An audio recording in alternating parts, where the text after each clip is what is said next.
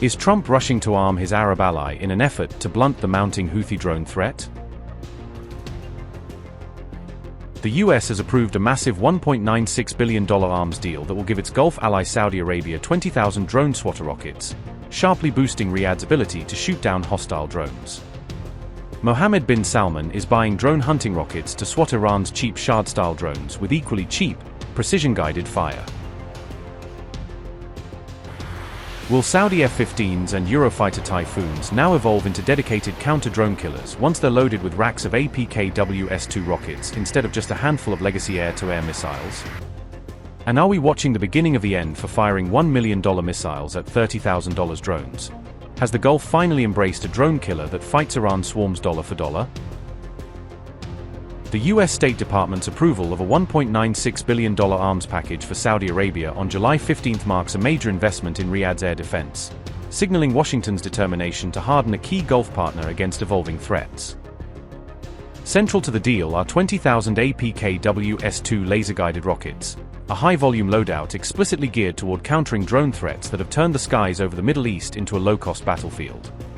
The package reportedly splits into 10,000 air-to-air and 10,000 air-to-ground guidance kits, giving Saudi forces the flexibility to both shoot down drones in flight and hit their launchers, control nodes, or other targets on the ground.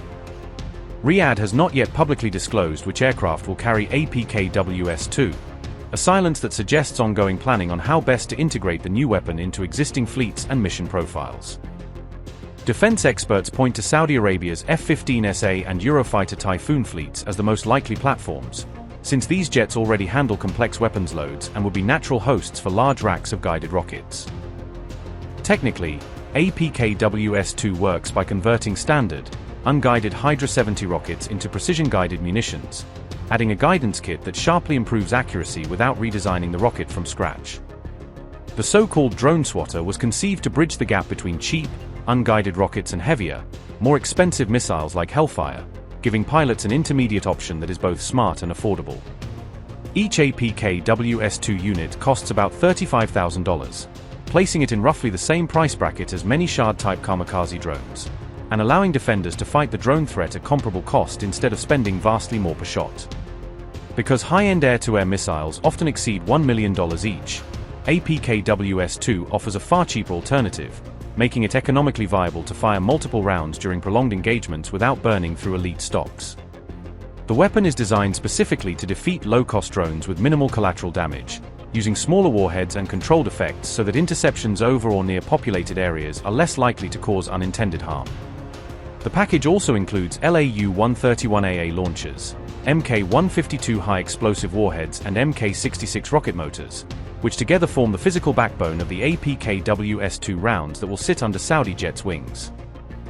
In addition, the deal covers proximity fuses, WTU-1B practice warheads and inert Mk-66 rocket motors, providing the training and safety components needed for crews to practice tactics without using live explosives.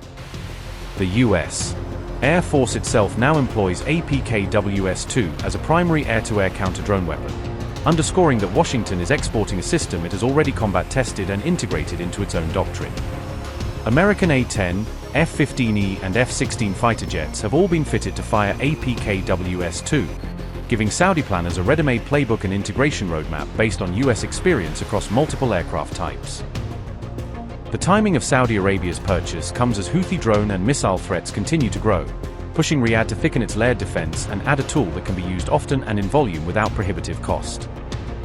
By equipping fighter jets with APKWS II, Saudi Arabia effectively gives them deeper magazines for prolonged counter-drone missions, allowing pilots to carry many more shots than they could with only large, expensive missiles. For US officials, the deal is both tactical and political. It strengthens a major non-NATO ally in the Gulf against asymmetric air threats, while signaling that Washington still sees Saudi security as a pillar of its regional strategy. Have the Houthis' growing air defenses just outsmarted Europe's best cruise missile technology, leaving a $20 million Saudi strike operation looking embarrassingly ineffective against a ragtag Yemeni force? Have the Houthis just humiliated Europe's so-called most powerful cruise missile, proving that even the most sophisticated Western weapons cannot guarantee results when the target is determined and prepared?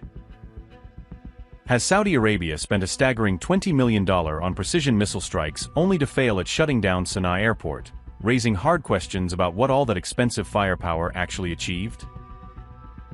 10 Storm Shadow missiles fired, and yet Sana'a airport reportedly stays open. How did the Houthis absorb one of the most expensive single strikes in this conflict and keep their runway operational?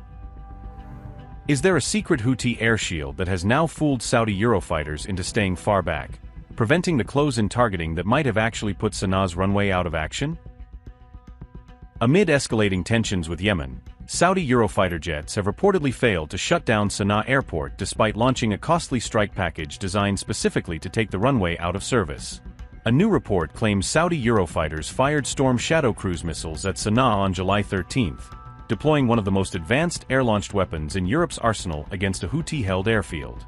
Around 10 UK-supplied Storm Shadow missiles were reportedly launched from long standoff range, with Saudi jets staying far back rather than closing in to increase targeting precision.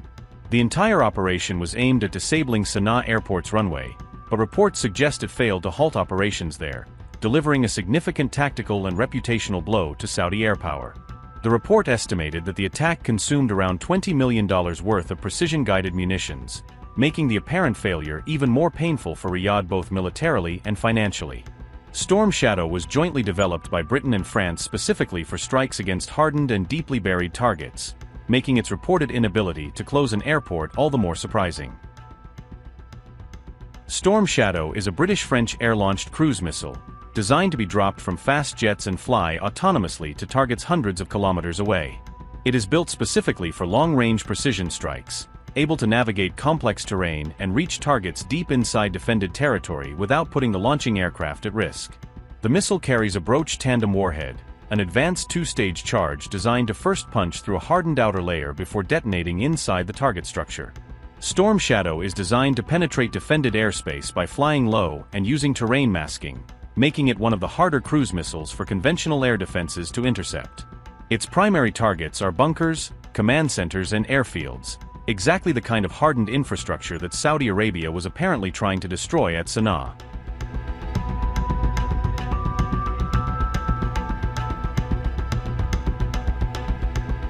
Saudi jets reportedly stayed at maximum standoff distance rather than closing in on the target, a choice that preserved the aircraft but may have significantly reduced the accuracy and impact of the strike.